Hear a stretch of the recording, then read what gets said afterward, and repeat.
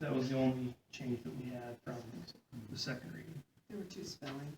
Oh, there were a couple spelling minor ones. And according to Marshall, if we have some spelling corrections or something very minor, we can do that here. If there's anything major, then we essentially need to get back to the drawing board and go to stage 1 with it. Well, there's one thing I'd like to bring up.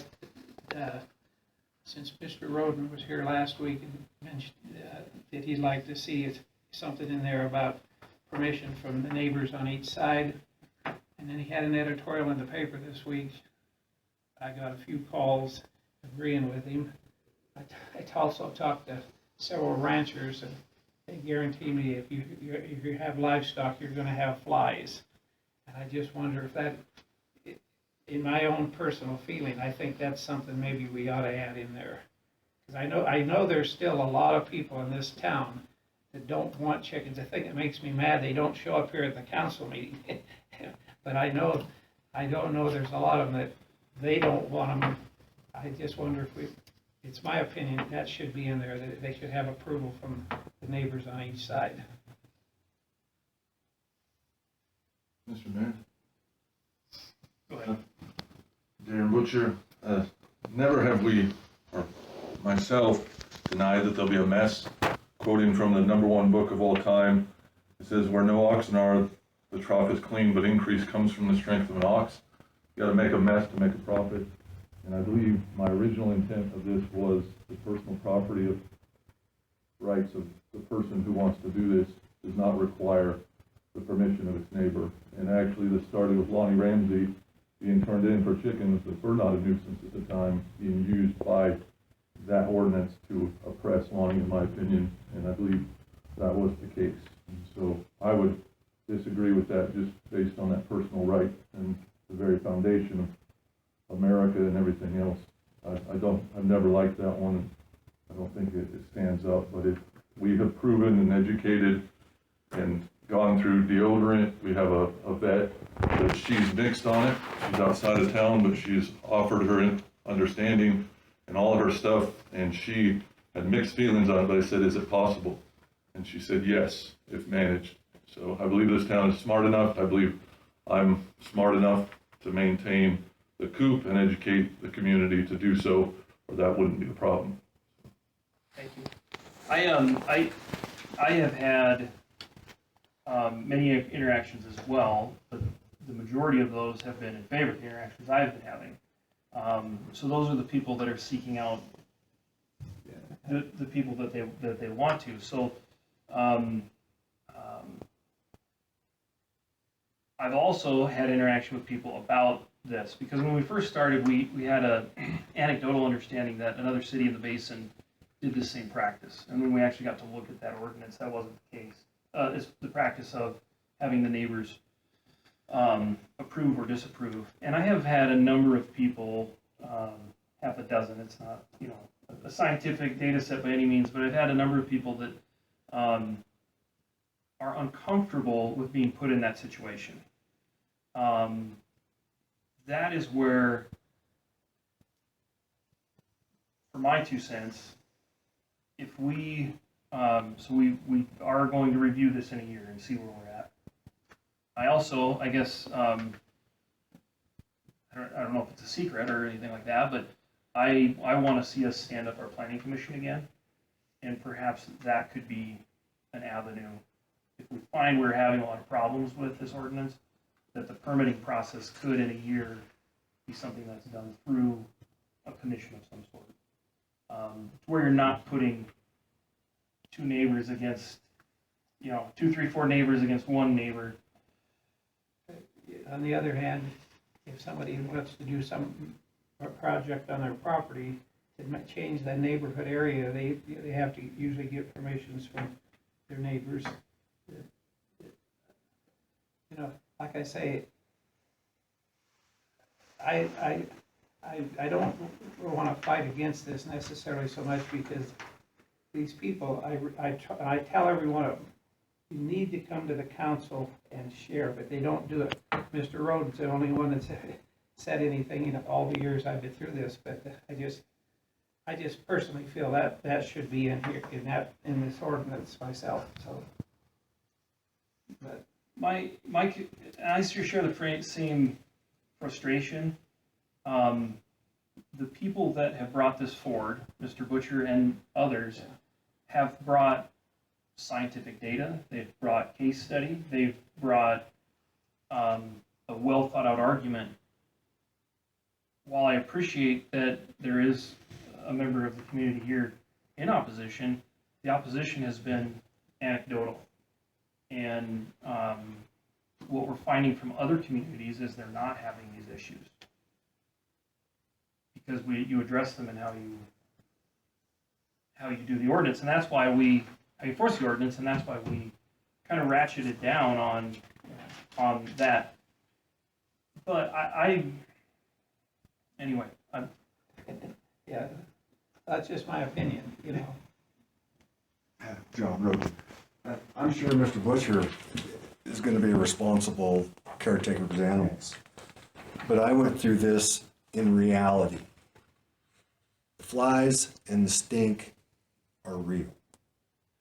And I think it's only fair to have some kind of informed consent to the neighbors rather than somebody just show up, build a chicken coop, starts raising chickens, and you start having that problem.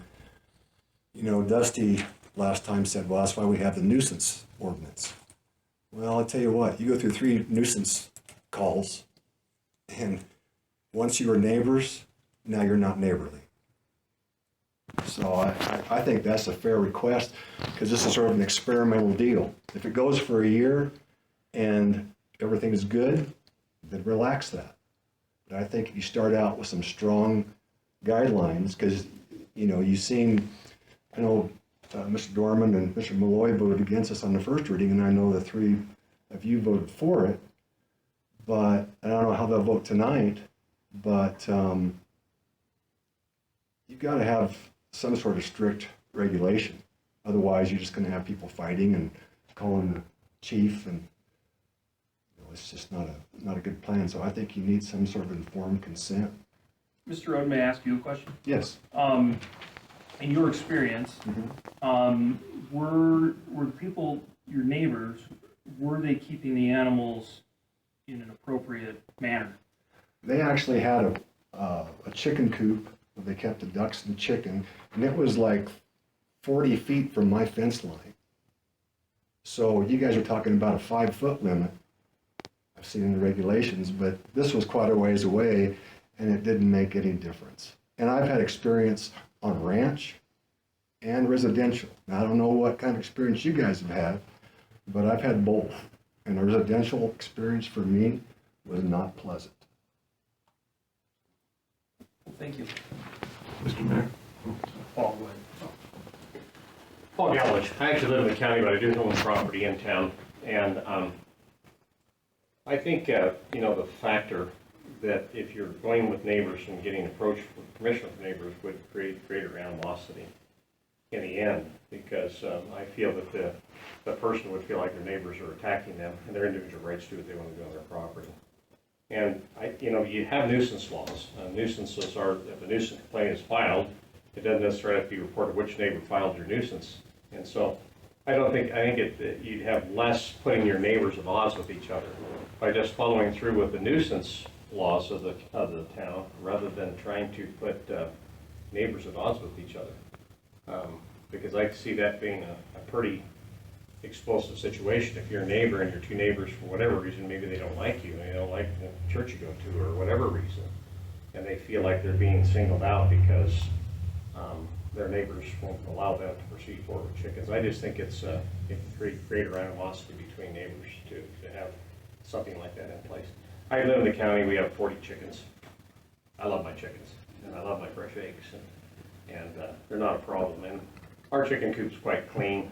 There's times we have ducks as well. And so a lot of that has to do with the caretaker themselves and how they care for them. We had some friends one time, you could go in their chicken coop and practically eat off the floors, and they played music for their chickens and all kinds of cool things. But, you know, so it all depends, I think, largely to the caretaker themselves and how they're caring for the animals. And the nuisance laws will address those that are not, in my opinion, that are not caring for their animals.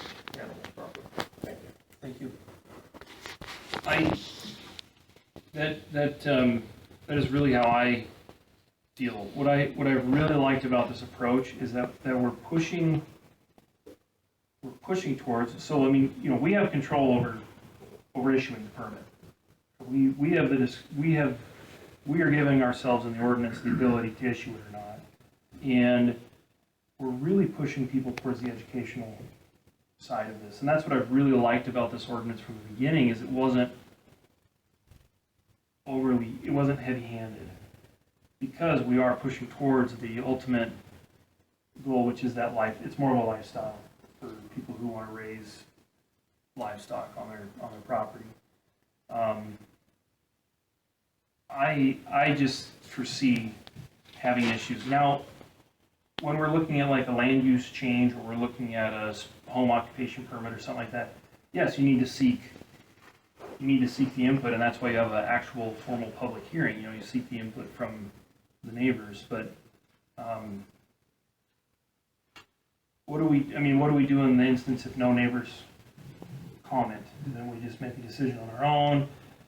Those are some of the concerns that I have. Yeah, well, like I say, I'm not even sure I'm gonna vote against it if we don't put it in there, but I thought it was something we needed to discuss, because I also agree with, Mr., I can't think of your name right now, Galovich.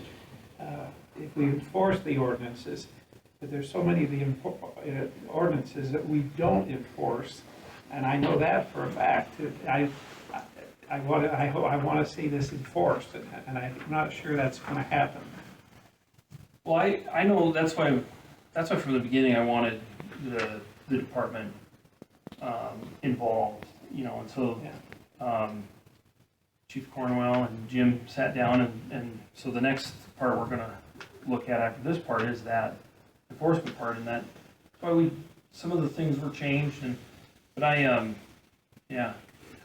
want to keep, I agree, I want to keep that on the table as a mechanism for if a year from now we're saying this isn't going well, but we're not quite ready to abandon it. And What are I understand that too. I personally don't think we're gonna have any trouble, because I don't think there'll be 5 people in town that even have chickens personally. But it is something that I get calls on. And since it came up last week again, my phone started ringing a little bit. I didn't have a lot of calls, but I had 5 or 6 calls. I also talked to 2 or 3 ranchers, and I know for a fact that the minute you have any kind of livestock, you're gonna have flies. And if you don't believe it, I live a block from the fairgrounds, and the first day of the fair starts, I start getting flies. I'm not gonna move out of the neighborhood because of it, but I know for a fact that I don't care how clean you get it, that you're still gonna get some flies. But anyway, that's, I think that's great discussion. Any other discussion on that one? Mr. Mayor and Council, there is actually a way to set up a fly bucket. The maggots and everything that crawls out of it falls back on the ground, and the chickens actually take care of that. And I've actually researched that as a secondary, since all the food is making the chickens unable to lay. I've been looking at all that, so that's an answer to that.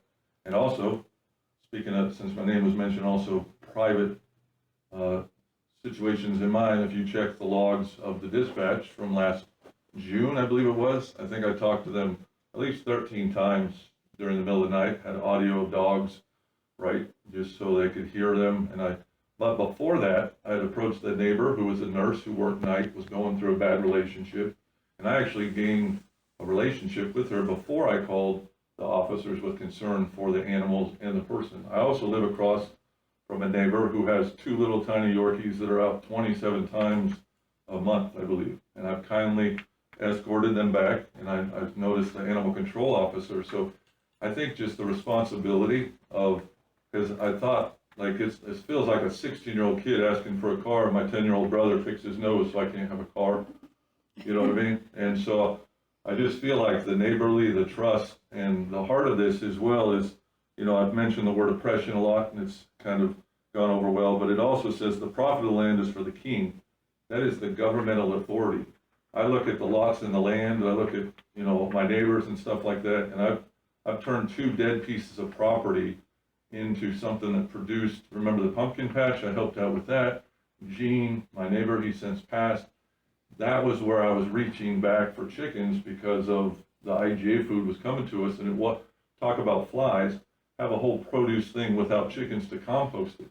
But instead of the chickens, I actually had to fire up my wood chipper, which is way louder, way wasteful, way more annoying to my neighbors than 5 chickens. Now, I do believe that there's problems. We've heard 40 chickens mentioned.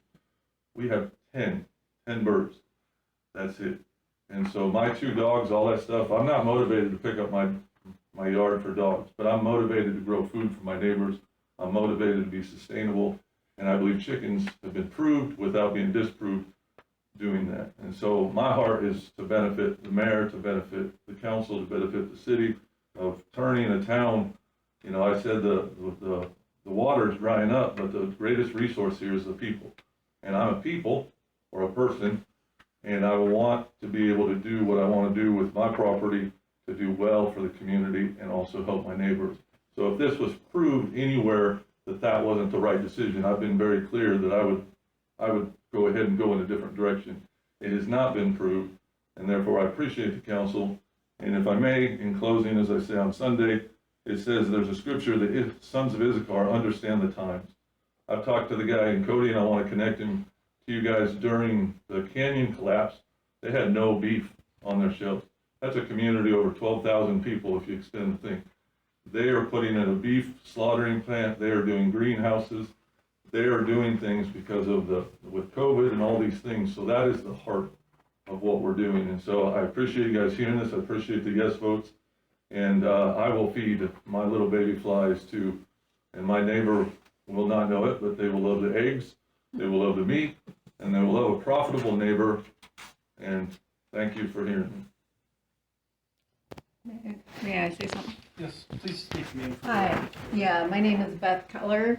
I'm a nurse practitioner up at Hot Springs Health. I just moved here back in September. So I have raised chickens for roughly 10 years when I lived in Laramie. Laramie is a very chicken-oriented town, I guess you could say. They allow up to 12 chickens, no roosters, of course. Every fall they would have the tour de coop, where they would pick out 3 different houses in town, and you would go and you would see their chicken coops. You know, I never noticed smell. I would notice the smell if you had them in a lot more chickens in a smaller area. And they do eat the flies, they eat the bugs, grasshoppers, they love grasshoppers. So I personally had not experienced much of a smell at all. When we had ducks, I noticed a little more smell with those, but we just had to be more aggressive on keeping the area clean. So, and I do think it is, a lot of it is the person who's taking care of the chickens. And as far as it goes with neighbors, I would hope that you would get to know your neighbors and you would be friendly and you could have an open discussion with them about it. And I don't think it would have to be, you know, the council saying you have to get permission, but I think it would just be neighborly to talk with your neighbors. Thank you. Thank you. I want to echo something that Mr. Butcher said, and I think that is that what the resource and commodity that Tamab has that makes it so unique is its people and our ability to pull together. And you look at our cookie jar auctions, you look at all the things we do. So things like this, I think people know they can have a way to be good neighbors. Are people always that way? No. That's human nature, but I think what we've put together here can provide people some of that self-reliance that they're looking for. And as I've said, my support is in favor of this so that we're not standing in the way of that. Anything else you want to add, Council? If not, so remember we're on the we're talking about the ordinance amending 4-101 at this particular time. Council, what is your wish?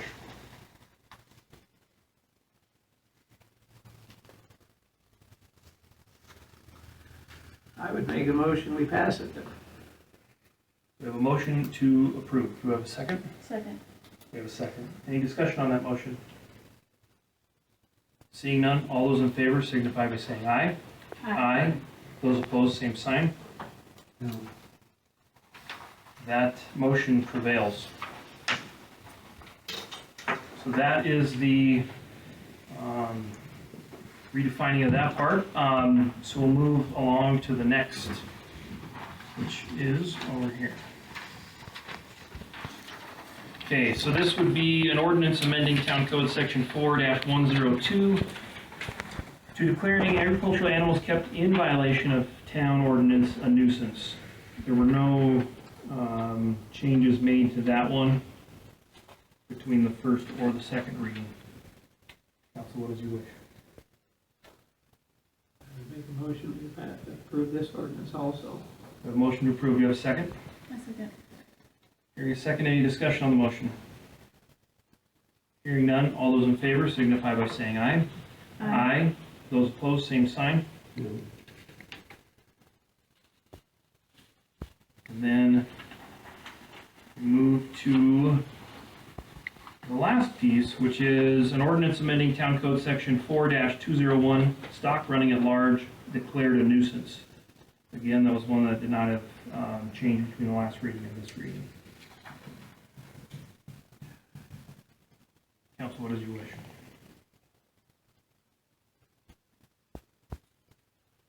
I'll move. We have a motion for approval. Do we have a second? Second. Having a second, any discussion on that motion? Hearing none, all those in favor signify by saying aye. Aye. Aye. Those opposed, same sign. That prevails as well. So, next steps on that is we will seek to publish those in the paper. Being behind the deadline for this Thursday's edition, it will go into the paper on the 27th edition. Upon publishing, this ordinance will go into effect. Mary, is it possible to publish it? I know Casper appears online. Does that qualify or qualify? Fortunately not, because we declare the independent record as our Okay, formal publication, so it Right. will be at the 27th is when okay, the doors will be open for permits. thank you. So you don't publish it prior to okaying it? Well, it's been in the paper. The paper has been gracious But I enough to put mean, it in the you paper. changed a couple things, so that doesn't make any difference. We didn't change anything from this reading, no. So it'll go in as it was presented in the third reading. Yeah.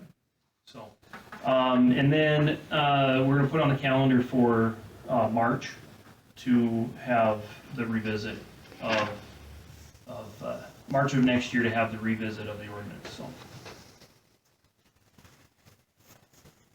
All right, thank you for everyone who's participated in that. We greatly appreciate the community's involvement and everyone who's helped to move that forward, so. All right, we have no public hearings tonight, and we'll just go to departments. Chief, anything for tonight, or? Nothing for tonight. All right, thank you. Director of Public Works, we did have a report for you, council, and that was the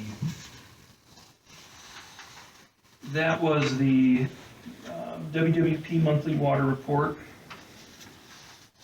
which we now have on the town's website in a PDF, right? Correct. So now people can go to the town's website and view that in a PDF format, which is a little easier to read than the HTML it was in before. It was a little hard to follow, but now it's in there for everyone to go look and see. For that, any discussion on that? No action is really needed on that one. Town engineer, Anthony, you have anything? I don't have anything. Nothing tonight. Marshall didn't really have anything. I know there's a few other ordinance cleanup things that he was looking at. Anything on the code administration side? Nothing tonight. Okay. On the admin side, again, we're getting closer to the live streaming, I think. It's going part and parcel with correspondence on some more technology in here, so we're work in progress. All right.